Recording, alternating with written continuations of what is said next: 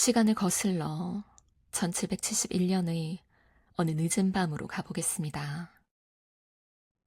워더링 하이츠 저택의 주인 언쇼 씨가 긴 여행을 마치고 집으로 돌아옵니다. 아이들은 아버지가 약속한 선물을 기다리며 잠도 자지 않고 있었죠. 아들 힌들리는 바이올린을, 딸 캐서린은 채찍을 사다 달라고 했거든요. 하지만 언쇼 씨의 품에서 나온 것은 선물이 아니었습니다. 그는 두꺼운 외투자락을 펼쳐 보이며 말합니다. 자, 이것 봐라. 리버풀 거리에서 주워온 놈이다. 이 까만 녀석 때문에 여행 내내 고생했어.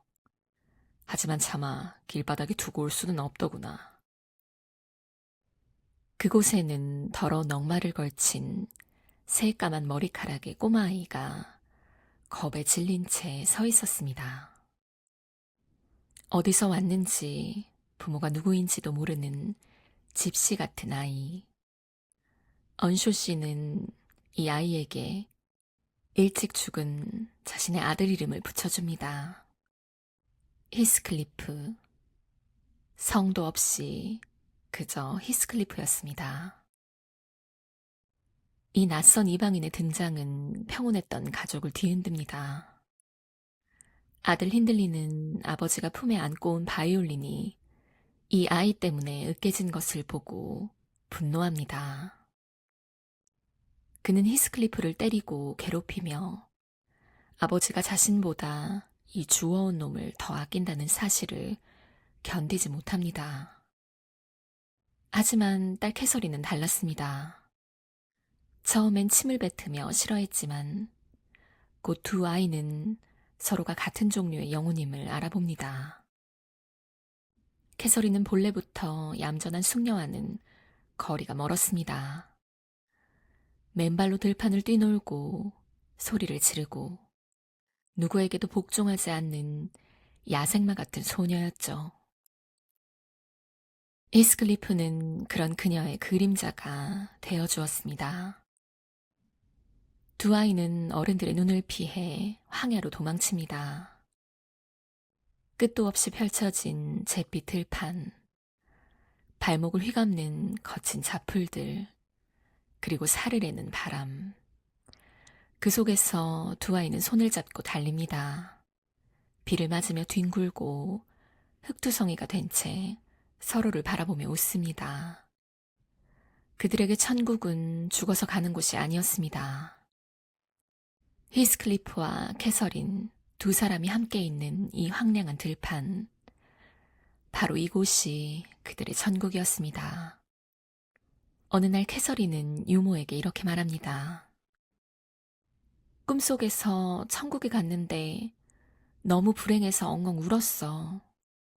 그러자 천사들이 화가 나서 나를 다시 이 워더링 하이츠 꼭대기에 던져버렸지. 그제야 나는 기뻐서 울음을 그쳤어.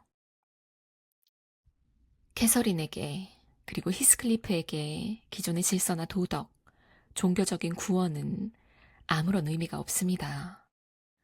그들은 오직 서로가 있는 이 야생의 땅에서만 완전해질 수 있었습니다. 하지만 영원할 것 같던 유년 시절은 언쇼 씨의 죽음으로 끝이 납니다. 집안의 주인이 된 힌들리는 기다렸다는 듯 히스클리프를 나락으로 떨어뜨립니다. 그를 가족이 아닌 하인으로 강등시키죠. 공부도 금지하고 더러운 옷을 입혀 마구간 일을 시킵니다. 너는 이제 하인이야. 내 눈에 띄지 말고 저 구석에서 말똥이나 치워. 히스클리프는 묵묵히 그 모욕을 견딥니다. 왜냐하면 여전히 캐서린이 곁에 있었으니까요. 캐서린이 왕이라면 히스클리프는 그녀의 충실한 기사가 되었습니다. 하지만 이 견고한 세계에 균열을 일으키는 사건이 발생합니다. 어느 일요일 오후 두 사람은 호기심에 이끌려 언덕 아래의 저택 스러시 크로스를 훔쳐보러 갑니다. 그곳은 린튼 가문의 집으로 워더링 하이츠와는 정반대의 세상이었습니다. 워더링 하이츠가 어둡고 춥고 거친 야생의 공간이라면 스러시 크로스는 붉은 카펫이 깔려있고 샹들리에가 반짝이며 따뜻한 난로가 있는 문명의 공간이었습니다. 창문 너머로 그들은 린튼가의 아이들 에드거와 이사벨라를 봅니다. 그들은 벨벳 옷을 입고 예쁜 강아지를 서로 갖겠다고 싸우고 있었죠. 히스클리프는 그 모습을 경멸합니다. 개설인 저 바보들 좀 봐. 우리라면 저런 걸로 싸우지 않을 거야. 난 저곳의 모든 걸 다 준다 해도 너랑 바꾸지 않아. 하지만 바로 그 순간 저택의 경비견이 캐서린을 덮칩니다. 캐서린은 발목을 물려 피를 흘리고 린튼가의 사람들은 그녀를 치료하기 위해 집 안으로 옮깁니다. 그러나 더러운 옷을 입고 욕설을 내뱉는 히스클리프는 문전 박대하며 쫓아냅니다. 저런 시꺼먼 집시놈을 어디 들이는 거야? 썩 꺼져라. 이때 닫힌 문. 그 문이 바로 두 사람의 운명을 가르는 거대한 벽이 되었습니다. 캐서린은 화려한 저택 안 문명의 세계에 남겨졌고 히스클리프는 다시 차가운 어둠 속으로 쫓겨나게 됩니다. 5주라는 시간이 흘렀습니다. 발목이 다 나은 캐서린이 워더링 하이츠로 돌아옵니다. 그런데 돌아온 것은 예전의 그 야생 소녀가 아니었습니다. 흑투성이 맨발 대신 반짝이는 구두를 신고 헝클어진 머리 대신 단정하게 따은 머리에 깃털 장식이 달린 모자를 쓴 우아한 숙녀가 되어 있었습니다. 힌들리와 그의 아내는 캐서린을 보고 감탄합니다. 오, 세상에, 공주님이 따로 없구나. 하지만 구석에서 묵묵히 일하던 히스클리프의 눈빛은 흔들립니다. 그는 캐서린이 돌아오기만을 기다리며 나름대로 깨끗하게 씻고 있었습니다. 하지만 눈부시게 아름다워진 캐서린 앞에서 먼지와 거름 냄새가 밴 자신의 모습이 너무나 초라하게 느껴집니다. 캐서린은 반가움에 히스클리프에게 달려가지만 자신도 모르게 웃음을 터뜨리며 말합니다. 히스클리프, 너 꼴이 그게 뭐야? 너무 더럽잖아. 악수하고 싶어도 손이 엉망이라 못하겠다.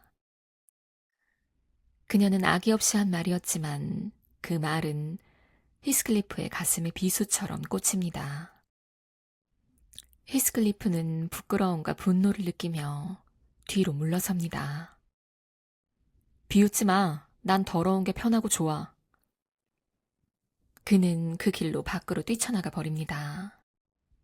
여기서 우리는 캐서린의 내면에 생긴 분열을 목격할 수 있습니다. 그녀의 본성은 여전히 히스클리프를 사랑하고 그와 함께 황해를 달리고 싶어 합니다. 하지만 그녀는 동시에 린튼 가문이 보여준 안락함, 예의 범절, 그리고 사회적 지위에 매혹되었습니다. 더럽고 거친 히스클리프와 깨끗하고 우아한 에드거 린튼. 이 두 남자 사이에서 캐서린은 흔들리기 시작합니다. 이것은 단순히 두 남자 사이의 선택이 아닙니다. 나 자신으로 살 것인가, 아니면 사회가 원하는 모습으로 살 것인가, 이 두 갈림길 사이에서의 선택인 것입니다. 시간은 흘러 캐서린은 린튼가의 장남 에드거와 더 가까워집니다. 에드거는 잘생겼고 부유하며 친절합니다. 히스클리프가 어두운 밤이라면 에드거는 맑은 낙과 같은 남자였죠. 그러던 어느 날 힌들리가 술에 취해 난동을 부리는 틈을 타 히스클리프는 모욕을 당하고 다락방에 갇힙니다. 하필 에드거가 워더링 하이츠에 방문한 날이었죠. 캐서린은 울적한 마음에 부엌으로 내려와 믿을 수 있는 유모 넬리에게 오늘의 일을 털어놓습니다. 넬리, 오늘 에드거가 나에게 청혼했어. 내가 승낙한 게 잘한 일일까? 유모 넬리는 묻습니다. 그를 사랑하세요? 물론이지. 그는 잘생겼고 유쾌하고 부자잖아.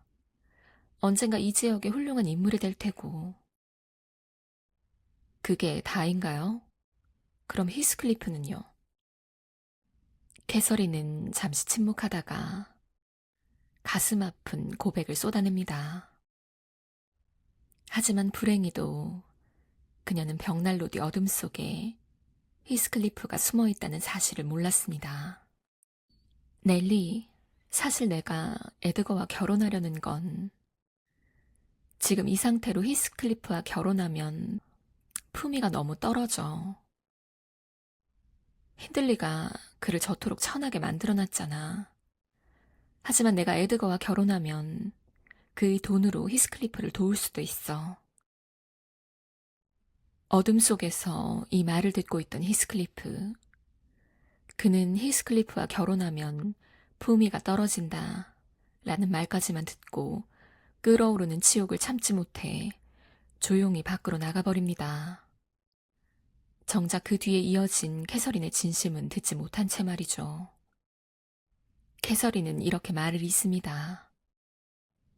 넬리, 내가 그를 얼마나 사랑하는지 몰라? 에드거에 대한 사랑은 숲의 잎사귀 같아. 겨울이 오면 떨어지고 말겠지. 하지만 히스클리프에 대한 내 사랑은 땅 밑에 있는 바위와도 같아. 눈에 보이진 않아도 그는 없어서는 안 될 존재야. 그녀는 가슴을 치며 외칩니다. 내가 바로 히스클리프야. 그는 언제나 내 마음속에 있어. 나 자신이 바로 그와 같단 말이야. 단순한 사랑 고백을 넘어선 존재의 합일.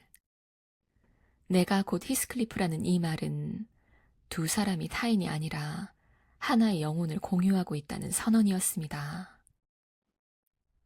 하지만 비극은 이미 시작되고 말았습니다. 그날 밤 엄청난 폭풍우가 몰아치는 가운데 히스클리프는 종적을 감추고 맙니다. 캐서린은 빗속을 뚫고 그를 찾아 헤맸지만 그는 돌아오지 않습니다. 비를 맞은 캐서린은 심한 열병을 앓게 되고 히스클리프가 떠났다는 절망감 속에 결국 에드거 린튼과 결혼을 결심합니다. 그렇게 3년이 지났습니다. 캐서린은 린튼과의 안주인이 되어 평온하지만 권태로운 삶을 살고 있습니다. 이제는 히스클리프라는 이름이 희미한 추억이 되어갈 무렵 워더링 하이츠의 문을 두드리는 낯설지만 익숙한 그림자가 나타납니다. 계절은 어느덧 9월, 황금빛으로 물든 들판 위로 평화로운 바람이 불던 저녁이었습니다. 에드거 린튼과 캐서린이 살고 있는 스러시 크로스 저택은 더할 나위 없이 평온했습니다. 그때 정원의 빗장을 여는 소리가 들렸습니다. 하년 엘리가 현관으로 나갔을 때 그녀는 자신의 눈을 의심했습니다. 달빛 아래 서 있는 남자는 3년 전 비참하게 도망쳤던 그 더러운 소년이 아니었습니다. 큰 키에 다부진 체격, 군복에 어울릴 것 같은 당당한 풍채, 그리고 지적인 이마를 가진 신사가 서 있었습니다. 비록 그 눈빛만은 여전히 덤불 속의 맹수처럼 깊고 어두웠지만 말이죠. 바로 히스클리프였습니다. 그가 어떻게 돈을 벌었는지는 아무도 모릅니다. 아메리카 대륙으로 건너가 전쟁을 치렀는지, 아니면 어떤 위험한 모험을 했는지. 그는 막대한 부를 거머쥔 채 겉모습만은 완벽한 문명인이 되어 돌아왔습니다. 그를 본 캐서린의 반응은 가히 폭발적이었습니다. 그녀는 남편 에드거가 옆에 있건 말건 체면도 잊은 채 현관으로 뛰어나가 히스클리프의 목을 끌어안았습니다.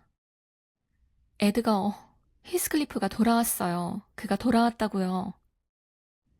남편 에드거는 당황한 기색이 역력했습니다.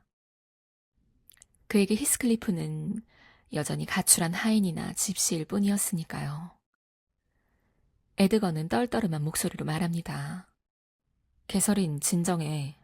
응접실로 들어오라고 해. 차나 한 잔 대접하지.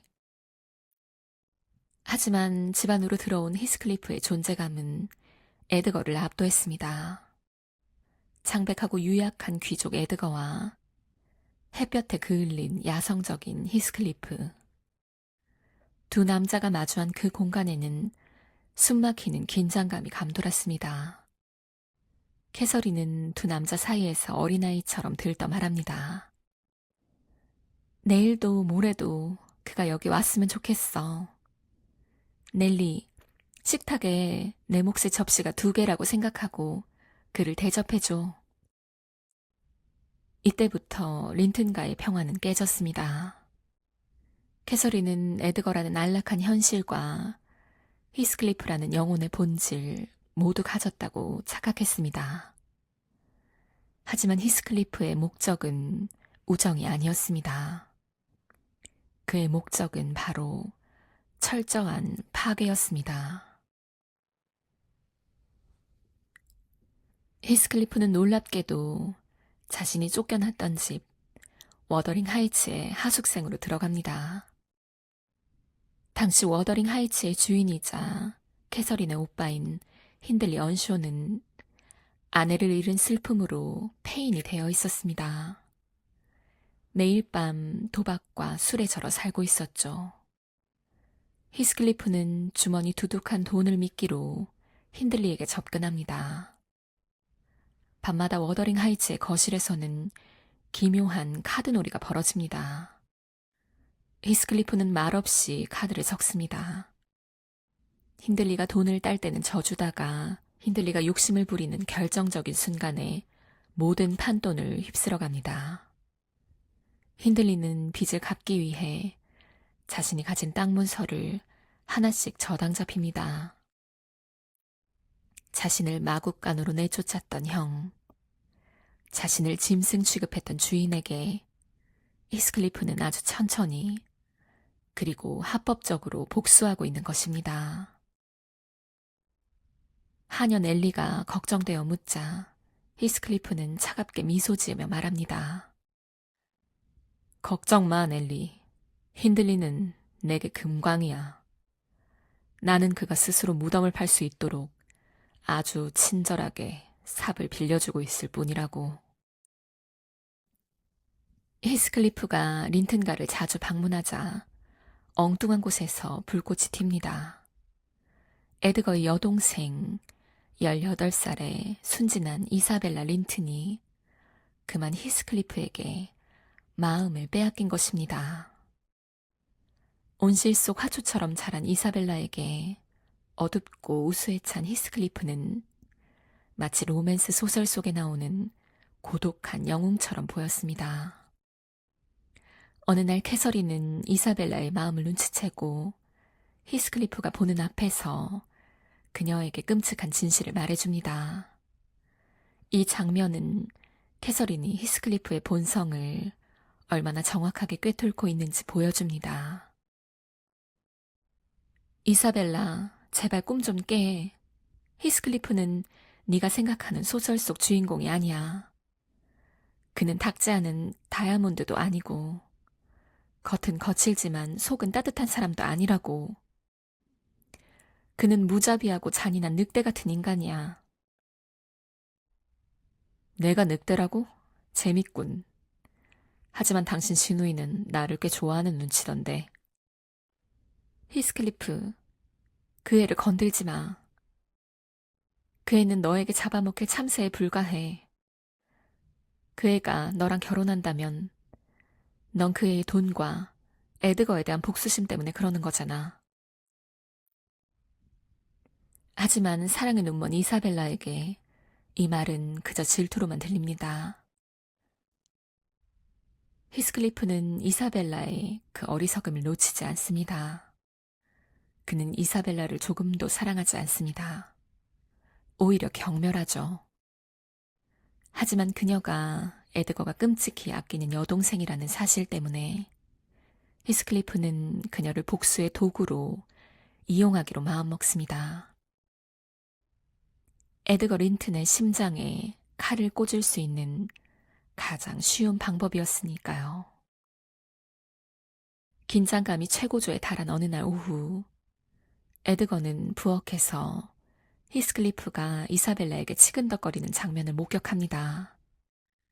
참다 못한 에드거는 평생 처음으로 분노를 폭발시킵니다. 당장 내 집에서 나가시오. 당신은 내 집안의 독버섯 같은 존재요. 히스클리프는 콧방귀를 낍니다. 조용히 해, 린튼. 네가 꾀꾀거려봤자 손뭉치로 때리는 것만큼도 안 아파.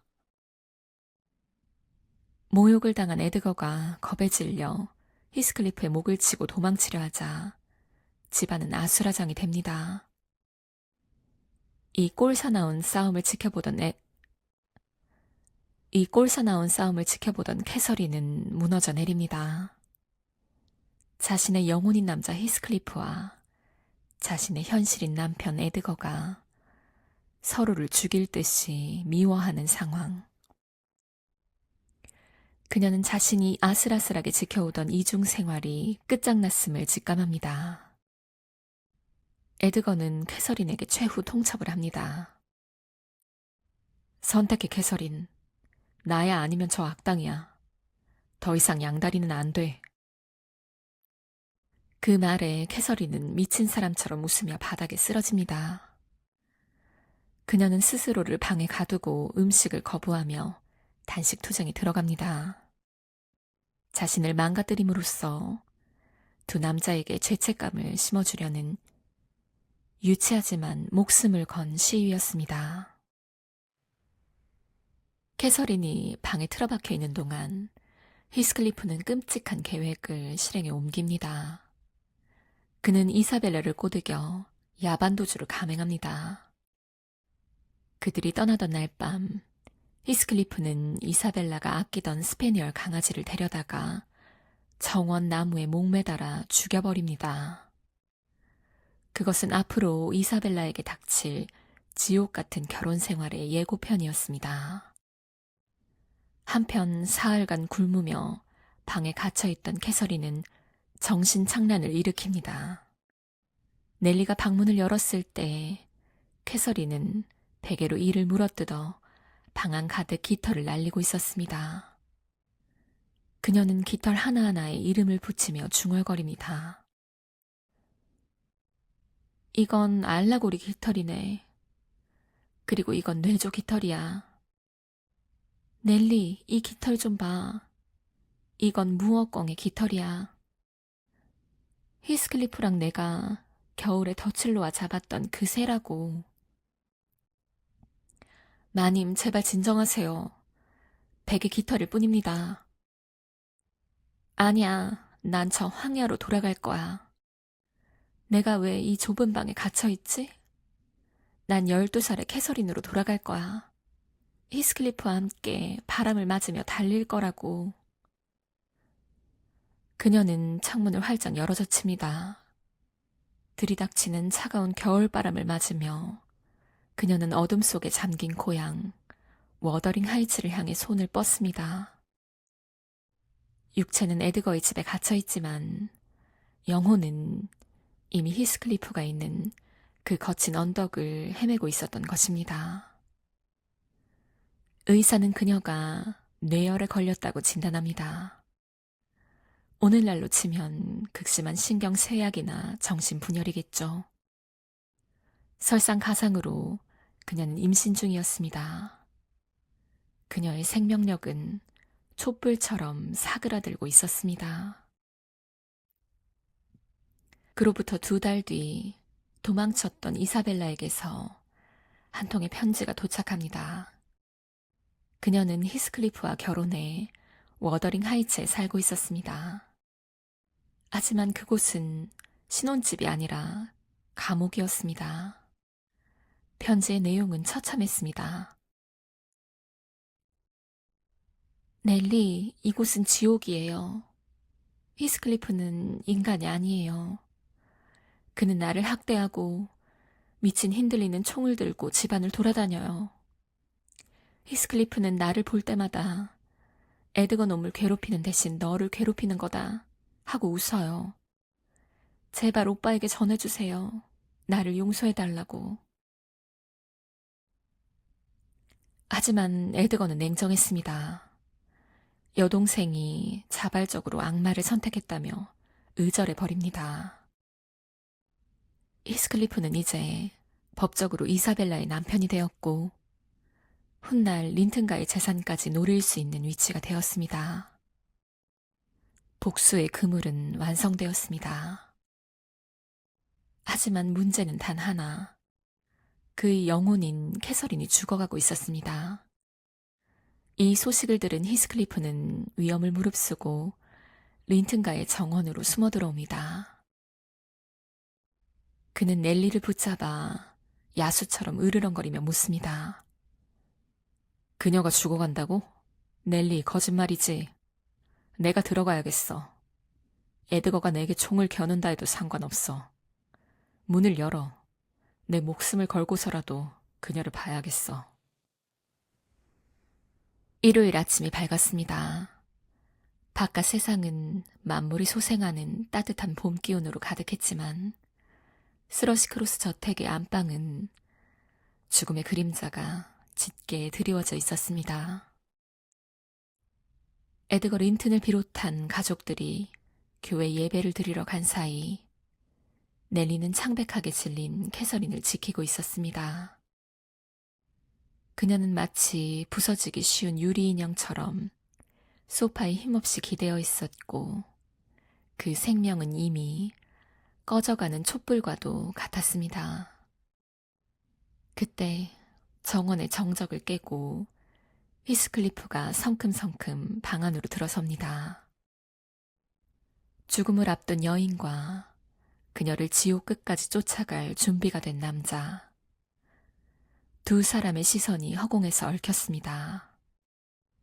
캐서린의 야윈 얼굴을 마주한 순간 그 강인하고 냉혹했던 히스클리프의 눈에서 뜨거운 눈물이 솟구쳤습니다. 그는 주저없이 바닥에 무릎을 꿇고 그녀를 끌어안았습니다. 그것은 연인의 부드러운 포옹이 아니라 놓치지 않으려는 필사적인 몸부림이자 서로를 으스러뜨릴 듯한 격정이었습니다. 이 마지막 순간조차 그들에겐 달콤한 위로가 되지 못했습니다. 그들은 서로에게 가시돋친 원망을 퍼부으며 영혼을 핥히었습니다. 캐서린은 히스클리프가 자신을 괴롭히고 있다며 비난했고 히스클리프는 캐서린이 자신을 배신하고 에드거를 선택함으로써 스스로를 파멸시켰다고 절규했습니다. 히스클리프는 캐서린의 눈을 똑바로 바라보며 말했습니다. 가난도 굴욕도 심지어 신이나 악마조차 우리를 갈라놓을 수 없었지만 오직 당신 자신의 의지가 우리를 갈라놓았노라고. 그러니 당신의 심장이 부서졌다면 내 심장도 함께 부서뜨리라고 울부짖었습니다. 당신이 나에게 한 배신은 용서할 수 있어. 하지만 당신이 당신 자신을 죽인 죄는 용서할 수 없어. 내 영혼인 당신을 죽인 살인자를 내가 어떻게 용서한단 말인가. 그것은 사랑 고백이라기보다 피를 토하는 신문에 가까웠습니다. 그들은 서로를 용서하면서도 증오했고 사랑하면서도 고문했습니다. 에드거가 교회에서 돌아오는 발자국 소리가 들릴 때까지 두 사람은 이승에서의 마지막 숨결을 서로에게 불어넣으며 엉겨붙어 있었습니다. 그날 밤 자정을 넘긴 시각, 캐서린은 7개월 된 미수가 딸을 낳고는 끝내 의식을 찾지 못한 채 숨을 거둡니다. 그 딸의 이름은 어머니를 따라 캐시라 짓게 되지만 어미는 딸의 얼굴조차 보지 못한 채 세상을 떠났습니다. 다음 날 아침 넬리는 이 비보를 전하기 위해 정원으로 나갔습니다. 그곳에는 밤새 꼼짝도 하지 않고 한 그루의 나무처럼 서 있는 남자가 있었습니다. 히스클리프였습니다. 그는 이미 그녀의 죽음을 직감한 듯 넬리가 입을 떼기도 전에 싸늘하게 물었습니다. 그녀가 죽었느냐고. 넬리가 그녀가 고통 없는 천국으로 갔을 것이라 위로하자 히스클리프는 짐승처럼 포효하며 땅을 쳤습니다. 보통의 연인이라면 떠난 이의 명복을 빌어주겠지만 히스클리프의 사랑은 그런 평범한 애도를 거부했습니다. 그는 하늘을 향해 저주 섞인 기도를 올렸습니다. 개설인 언쇼, 제발 편히 쉬지 마라. 내가 살아있는 동안에는 결코 안식을 취하지 마. 당신은 내가 당신을 죽였다고 했지? 그렇다면 피해자는 살인자를 쫓아다니는 법이잖아. 유령이 되어 나를 찾아와. 어떤 끔찍한 형체라도 좋으니 차라리 나를 미치게 만들어줘. 제발 나를 이 지옥 같은 세상에, 당신도 없는 이곳에 혼자 두지 말란 말이야. 그는 정원의 고목에 머리를 미친 듯이 짓지었습니다. 이마에서 피가 흐르고 나무 껍질에 핏자국이 선명하게 베어들 때까지 그는 멈추지 않았습니다. 그것은 사랑을 잃은 슬픔이 아니라 자신의 영혼 절반이 뜯겨나간 짐승의 처절한 생존 본능이자 비명이었습니다. 장례식 전날 밤 모두가 잠든 틈을 타 히스클리프는 캐서린의 관이 안치된 방으로 숨어 들어갑니다. 창백하게 식어버린 그녀의 얼굴은 평온해 보였지만 히스클리프의 마음은 지옥처럼 불타오르고 있었습니다. 그녀의 목에는 남편 에드거가 걸어둔 로켓 목걸이가 있었고 그 안에는 에드거의 금발 머리카락이 소중하게 들어있었습니다. 히스클리프는 그 꼴을 참을 수가 없었습니다. 그는 거칠게 로켓을 열어 에드거의 머리카락은 바닥에 내동댕이 치고 대신 자신의 검은 머리카락을 뜯어 그 안에 집어넣습니다. 죽어서라도 그녀를 독차지하겠다는 섬뜩한 소유욕이었습니다. 나중에 이를 발견한 넬리는 바닥에 떨어진 에드거의 금발을 주워 히스클리프의 검은 머리카락과 함께 꼬아서 로켓 안에 다시 넣어두었습니다. 금발과 흑발, 에드거와 히스클리프. 살아서는 결코 공존할 수 없었던 두 사람의 사랑은 죽은 캐서린의 가슴 위에서 비로소 기묘하게 얽히고 설키게 되었습니다. 캐서린은 린튼 가문의 화려한 묘지가 아니라 언덕 바로 밑 황야가 시작되는 곳, 이끼와 자풀이 무성한 땅 구석에 묻혔습니다. 그녀는 죽어서도 문명과 자연, 그 어디에도 온전히 속하지 못한 채 영원히 그 경계선 위에 눕게 된 것입니다. 캐서린의 죽음은 히스클리프에게서 인간성을 앗아가는 마지막 빗장이었습니다. 이제 그에게 남은 것은 오직 차가운 복수뿐이었습니다. 히스클리프에게 학대당하던 이사벨라는 만삭의 몸으로 워더링 하이츠를 탈출해 런던으로 도망칩니다. 그곳에서 그녀는 아들을 낳는데 아이의 이름은 린튼 히스클리프였습니다. 병약하고 신경질적인 이 아이는 히스클리프에게 아들이 아닌 훗날 린튼가의 재산을 삼키기 위한 도구로 태어난 존재였습니다. 그리고 6개월 뒤 워더링 하이츠의 주인이었던 힌들리 언쇼가 알코올 중독으로 비참한 최후를 맞이합니다. 힌들리는 죽으면서 막대한 도박빚을 남겼는데 그 채권자는 다름 아닌 히스클리프였습니다. 결국 워더링 하이츠 저택과 그에 딸린 모든 땅은 히스클리프의 소유가 됩니다. 어린 시절 마구간에서 매질을 당하던 집시 소년이 마침내 그 집의 주인이 된 것입니다. 하지만 그 집에는 힌들리가 남긴 어린 아들 헤어턴 언쇼가 있었습니다. 한때 히스클리프를 괴롭혔던 힌들리의 핏줄. 히스클리프는 겁에 질린 5살 배기 헤어턴을 들어올리며 그의 귀에 악마의 저주 같은 계획을 속삭입니다. 자, 이 귀여운 녀석. 이제 너는 내 거야. 네 아비가 나를 짓밟았듯이 나도 너를 짓밟아주지. 내가 당했던 그대로 너를 글도 모르는 가장 무식하고 천한 하인으로 키워주마.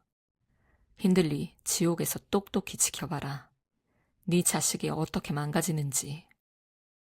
복수의 칼날은 이제 죄 없는 다음 세대에게로 향합니다. 히스클리프는 헤어턴에게서 교육과 품위를 박탈하고 그를 짐승처럼 거칠게 키우기 시작합니다. 그로부터 12년이라는 긴 세월이 흐릅니다. 히스클리프는 워더링 하이츠의 부유한 지주가 되었지만 그의 삶은 황폐하기 그지없었습니다. 그는 사람들과의 교류를 끊고 밤마다 유령처럼 황야를 배회했습니다. 마을 사람들은 폭풍이 치는 날이면 히스클리프가 무덤가에서 누군가의 이름을 애타게 부르는 소리를 듣고 몸서리쳤습니다. 그는 산 사람과 사는 것이 아니라 죽은 캐서린의 환영과 함께 살고 있었습니다. 그러던 중 런던으로 도망갔던 이사벨라가 병으로 죽자 그녀가 낳은 아들 린튼이 외삼촌인 에드거에게 맡겨지기 위해 돌아옵니다. 하지만 히스클리프가 이 기회를 놓칠 리 없었습니다. 그는 즉시 사람을 보내 에드거를 협박합니다. 내 아들이다. 내 집에 데려가서 내가 키우겠다. 에드거는 어쩔 수 없이 병약한 조카 린튼을 히스클리프에게 보냅니다. 이로써 워더링 하이츠에는 비극을 이어갈 다음 세대의 아이들이 모두 모이게 됩니다. 히스클리프의 복수 대상인 힌들리의 아들 헤어턴, 도구로 쓰일 자신의 병약한 아들 린튼, 그리고 에드거의 저택에서 곱게 자란 캐서린의 딸 캐시. 히스클리프는 이 아이들을 체스 말처럼 내려다보며 마지막 복수의 그림을 완성해 갑니다. 자신의 아들 린튼과 에드거의 딸 캐시를 강제로 결혼시키는 것. 그렇게 되면 에드거가 죽은 후 린튼 가문의 재산인 스러시 크로스까지 모두 히스클리프의 손아귀에 들어오게 될 테니까요. 그는 캐서린을 앗아간 두 가문의 씨를 말리고 그들의 모든 것을 빼앗기로 결심합니다. 히스클리프가 그토록 갈망했던 복수의 퍼즐이 완성되어 가고 있었습니다. 그는 치밀하게 쳐놓은 거미줄 한가운데에 앉아 먹잇감이 걸려들기만을 기다리는 포식자와 같았습니다. 그 먹잇감은 다름 아닌 자신의 아들 린튼, 그리고 죽은 캐서린의 딸인 어린 캐시였습니다. 히스클리프의 친아들인 린튼은 아버지의 강인함을 조금도 물려받지 못했습니다. 창백한 피부와 가늘게 떨리는 손, 늘 기침을 달고 사는 유약한 소년이었죠. 그는 아들의 나약함을 혐오했지만 에드거 린튼이 죽기 전에 이 아이를 캐시와 결혼시켜야만 스러시 크로스의 소유권까지 차지할 수 있었기에 억지로 그의 생명을 연명시키고 있었습니다. 어느 늦은 오후 히스클리프는 교묘한 술책으로 어린 캐시를 워더링 하이츠로 유인합니다. 저택의 육중한 대문이 닫히고 빗장이 걸리는 순간 캐시는 자신이 덫에 걸렸음을 직감했습니다. 히스클리프는 공포에 질린 소녀를 감금하고 자신의 죽어가는 아들과 강제로 혼례를 치르게 합니다. 그것은 축복받는 결혼식이 아니라 재산 강탈을 위한 서류상의 절차이자 폭력적인 의식이었습니다. 얼마 지나지 않아 병마와 싸우던 에드거 린튼이 세상을 떠납니다. 딸을 지키고자 했던 아버지의 마지막 저항도 죽음 앞에서는 무력했습니다. 그리고 히스클리프의 시나리오대로 에드거가 죽자마자 그의 모든 재산은 사위인 린튼 히스클리프에게, 그리고 실질적으로는 히스클리프에게 넘어갑니다. 비극은 여기서 끝나지 않았습니다. 에드거가 죽은 지 얼마 되지 않아 병약했던 린튼마저 아버지의 냉대 속에서 쓸쓸히 숨을 거둡니다. 아들의 죽음 앞에서도 히스클리프는 눈물 한 방울 흘리지 않았습니다. 오히려 쓸모를 다한 도구가 사라졌다는 듯 차가운 안도감을 내비칠 뿐이었습니다. 이제 히스클리프는 요크셔의 이 광활한 항무지 위 두 저택의 유일한 주인이 되었습니다. 자신을 학대했던 언쇼 가문의 워더링 하이츠, 그리고 자신을 경멸했던 린튼 가문의 스러시 크로스. 그는 마침내 모든 적을 발밑에 꿀렸습니다. 완벽한 승리였습니다. 하지만 이상하게도 모든 것을 손에 쥔 그의 표정은 승리자의 환희보다는 텅 빈 공허로 가득 차 있었습니다. 이제 워더링 하이츠의 부엌에는 기묘한 동거가 시작되었습니다. 히스클리프, 그리고 그가 하인으로 전락시킨 힌들리의 아들 헤어턴, 마지막으로 억지로 며느리가 된 캐시. 이 세 사람은 서로를 증오하고 경계하며 숨막히는 침묵 속에 갇혀 지냈습니다. 헤어턴은 히스클리프의 의도대로 글조차 읽을 줄 모르는 무식한 청년으로 자랐습니다. 그는 사촌인 캐시에게 호감을 느꼈지만 세련된 교육을 받은 캐시는 무지몽매한 헤어턴을 짐승 보듯 경멸했습니다. 히스클리프는 그들이 서로 미워하는 모습을 보며 비틀린 만족감을 느끼곤 했습니다. 그것이 자신이 당했던 모욕을 되갚아주는 길이라 믿었기 때문입니다. 그러나 척박한 바위 틈에서도 기어이 꽃이 피어나듯 젊은 그들 사이에서 변화의 싹이 트기 시작했습니다. 어느 겨울날 히스클리프는 우연히 두 사람의 모습을 목격합니다. 난롯가에서 머리를 맞대고 있는 두 사람.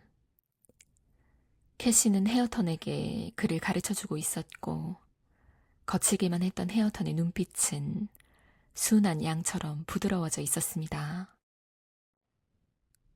과거 히스클리프 자신과 캐서린이 나누었던, 그러나 사회적 장벽 때문에 이루지 못했던 그 순수한 교감이 다음 세대에서 재현되고 있었던 것입니다.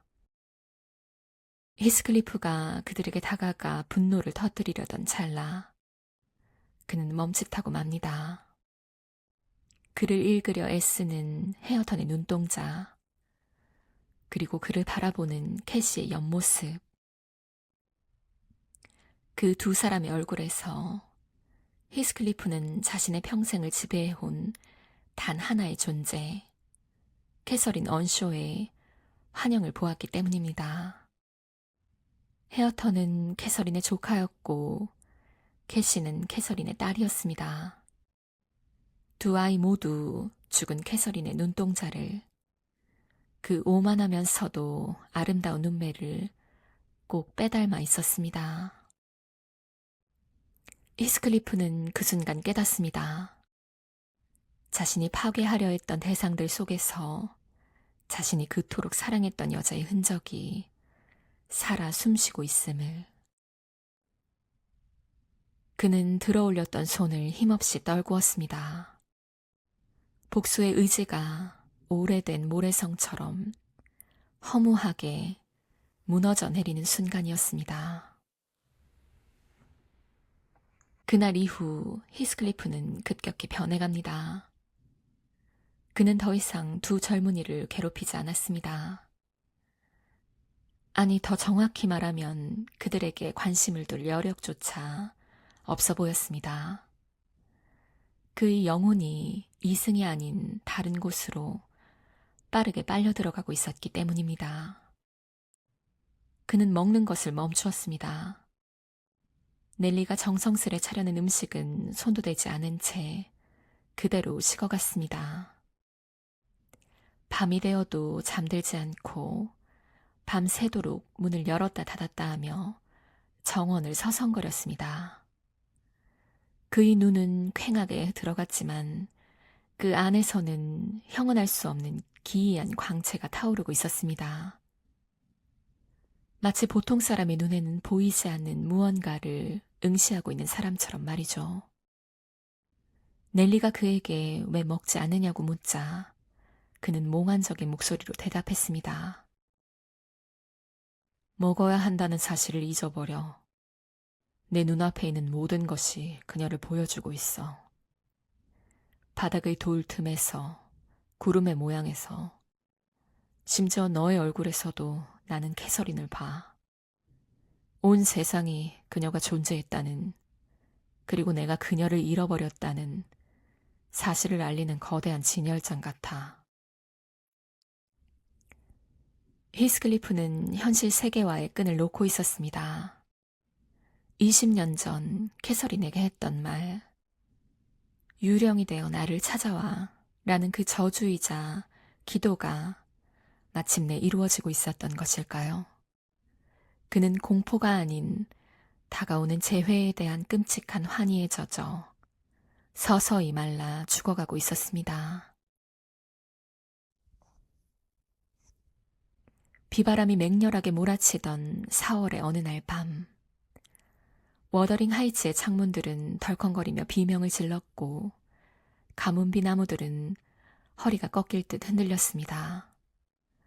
다음 날 아침 빗물이 들이닥치는 열린 창문 아래에서 넬리는 히스클리프를 발견합니다. 그는 침대에 등을 대고 누워 있었습니다.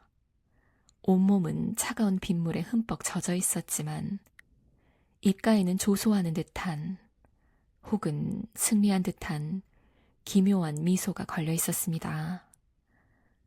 그의 눈은 감기지 않은 채 허공의 한 지점을 맹렬하게 응시하고 있었습니다. 넬리가 그 무서운 눈을 감겨주려 했지만 이미 굳어버린 눈꺼풀은 다치지 않았습니다.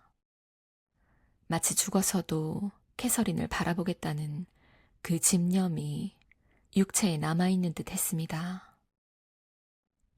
그의 손목에는 낡은 상틀에 긁힌 상처가 있었는데 피는 이미 멎어 있었습니다. 마을의 의사는 심장마비라고 진단했지만 넬리와 마을 사람들은 알고 있었습니다. 그의 영혼은 이미 육체가 멈추기 훨씬 전에 폭풍우 치는 창밖으로 뛰쳐나갔다는 것을 말입니다. 히스클리프는 유언대로 캐서린의 옆에 묻혔습니다. 한쪽에는 남편 에드거 린튼이, 다른 한쪽에는 영혼의 반쪽 히스클리프가 누웠습니다. 히스클리프의 관 옆면은 그가 미리 지시한 대로 터져 있었습니다. 흙 속에서 두 사람의 육체가 그리고 뼈가 서로 섞일 수 있도록 말입니다. 죽음 이후의 영원한 합일.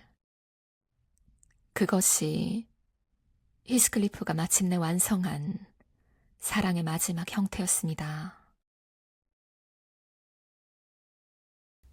시간이 흘러 1802년의 어느 맑은 날, 이 소설의 화자인 로구드가 다시 워더링 하이츠를 찾았을 때 그곳의 풍경은 완전히 달라져 있었습니다.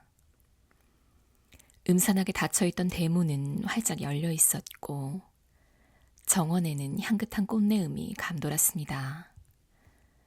그리고 창가에서는 젊은 두 남녀, 헤어턴과 캐시의 다정한 웃음소리가 들려왔습니다. 히스클리프는 복수를 위해 그들을 망가뜨리려 했지만 역설적이게도 이 척박한 고통 속에서 두 사람은 서로를 이해하고 사랑하게 되었습니다. 그들의 사랑은 히스클리프와 캐서린의 사랑처럼 파괴적이지 않았습니다. 거친 야성을 지닌 헤어턴과 문명의 지성을 지닌 캐시의 결합은 과거의 비극을 치유하고 새로운 미래로 나아가는 건강한 생명력을 보여주었습니다. 그들은 곧 결혼하여 괴물 같았던 저택 워더링 하이츠를 떠나 이사할 예정이라고 했습니다. 오래된 증오의 사슬이 마침내 끊어진 것입니다. 로구드는 저택을 나와 언덕 위 묘지로 발길을 옮깁니다. 세 개의 비석이 나란히 서 있었습니다. 가운데에는 캐서린, 왼쪽에는 에드거, 그리고 오른쪽에는 히스클리프. 비석들은 이끼에 덮여가고 있었고 그 주위에는 히스꽃과 초롱꽃이 바람에 부드럽게 흔들리고 있었습니다. 해가 저물어가는 황야에는 나방들이 날아다니고 부드러운 바람이 풀숲을 지나가며 속삭였습니다. 마을 사람들은 비바람이 부는 날이면 언덕 위에서 두 남녀의 유령을 본다고 수군거렸지만 로구드의 눈에는 그저 평화로운 안식이 보일 뿐이었습니다. 그는 묘지 앞에 서서 독백하며 이 긴 이야기를 맺습니다. 나는 그 비석들 주위를 천천히 거닐었다. 맑은 하늘 아래 잠든 묘지, 히스꽃과 초롱꽃 사이를 스치는 나방들을 바라보며 풀숲을 지나가는 저 부드러운 바람 소리를 들었다. 이렇게 조용한 땅 속에 잠든 그들이 어찌하여 편안히 잠들지 못하리라고 사람들은 생각하는 것일까?